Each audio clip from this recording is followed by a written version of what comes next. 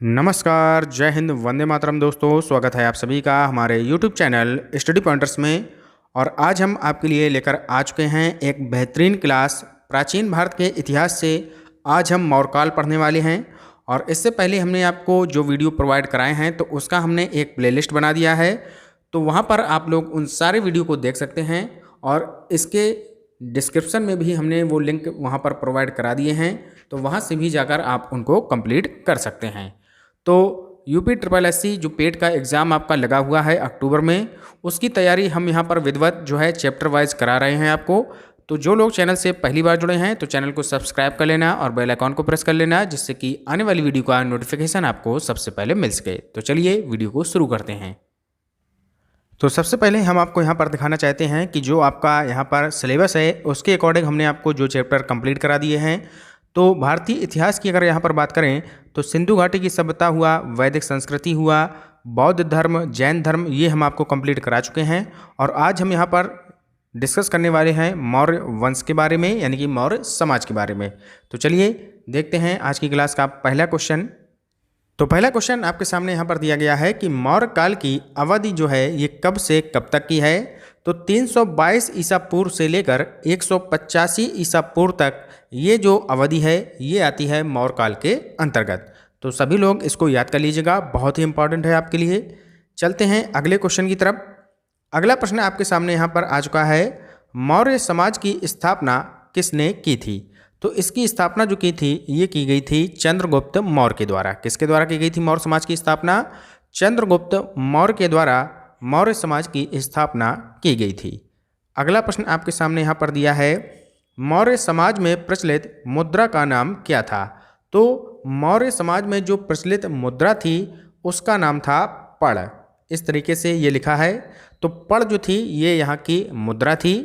चलते हैं आगे, अगला प्रश्न देखते हैं। अगला क्वेश्चन आपके सामने यहाँ पर दिया है कि अशोक का उत्तराधिकारी कौन था।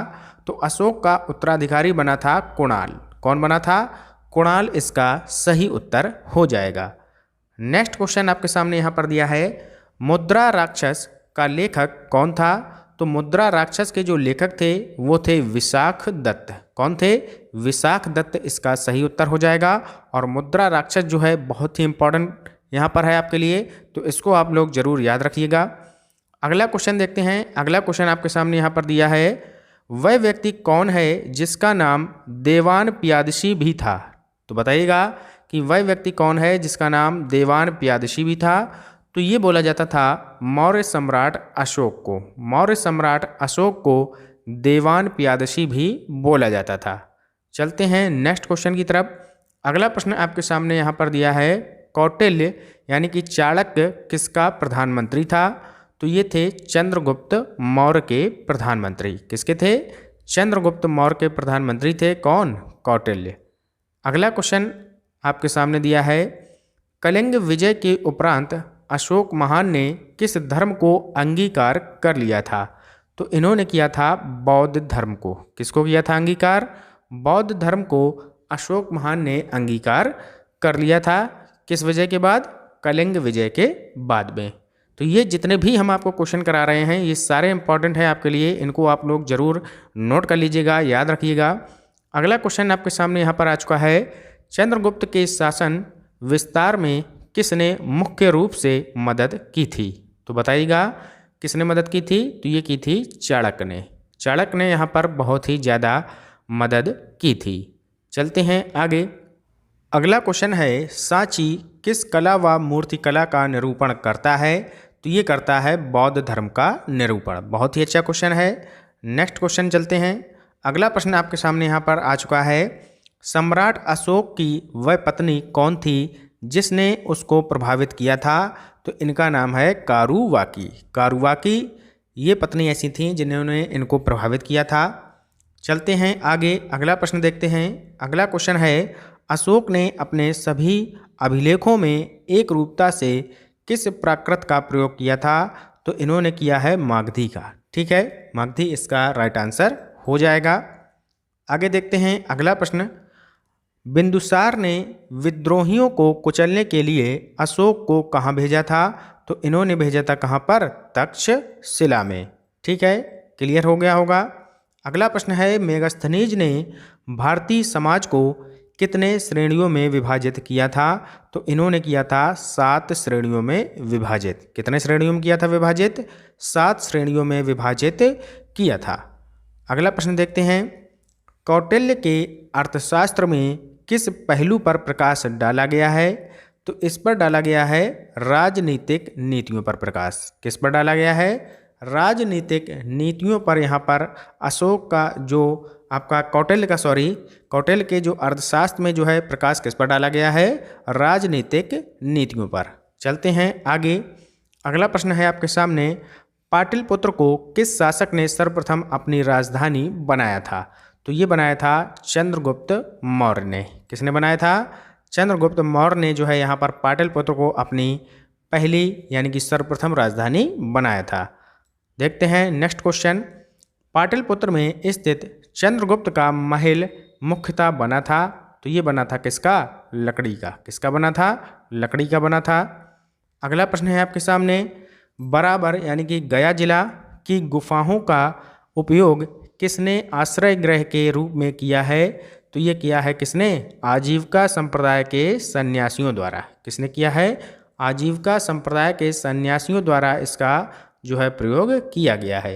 चलते हैं आगे। अगला प्रश्न देखते हैं। अगला प्रश्न है, किस अभिलेख से यह साबित होता है कि चंद्रगुप्त का प्रभाव पश्चिम भारत तक फैला हुआ था?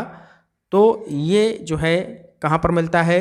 किस अभिलेख से यह साबित होता है? तो ये होता है रुद्र दमन का जूनागढ़ अभिलेख।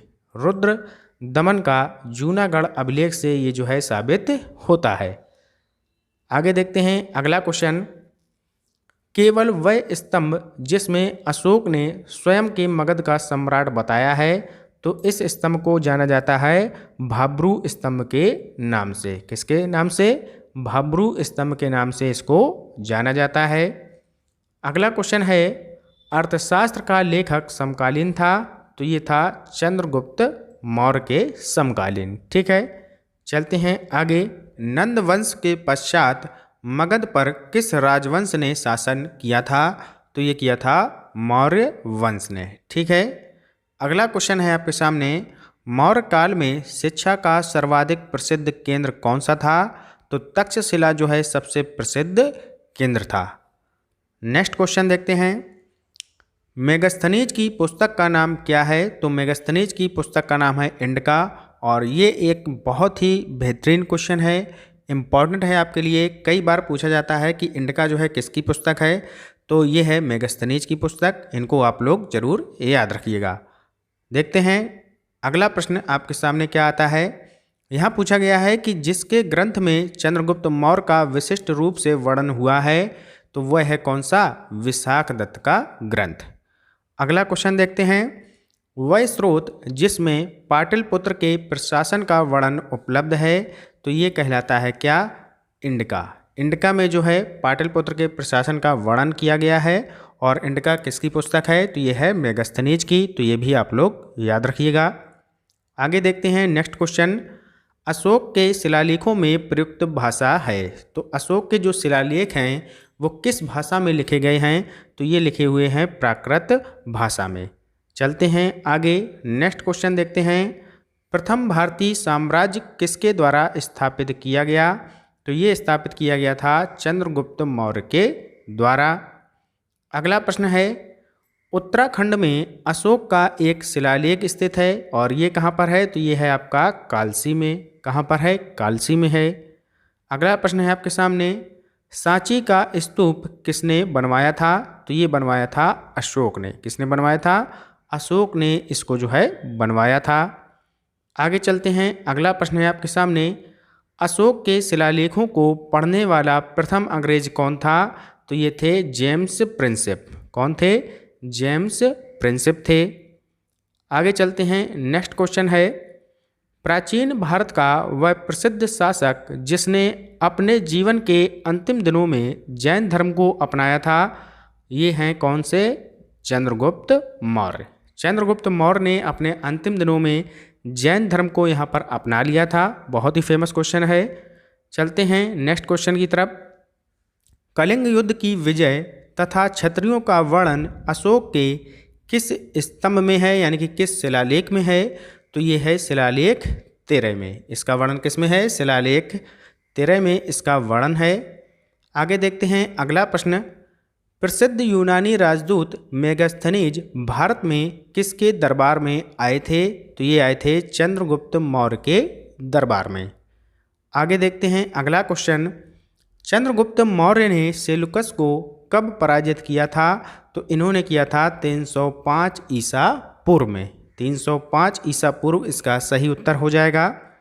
अगला प्रश्न है, भारतीय लिखने की कला नहीं जानते, यह किसकी उक्ति है? तो बताना है कि भारतीय जो हैं वो लिखने की कला नहीं जानते हैं, ये किसके द्वारा बोला गया था? तो ये बोला गया था मेगास्थनीज के द्वारा, और इनकी पुस्तक का नाम क्या है? इंडिका। ये भी आप लोग याद रखिएगा। अगला क्वेश्चन है, मौर्य काल में गुप्तचरों को क्या कहा जाता था?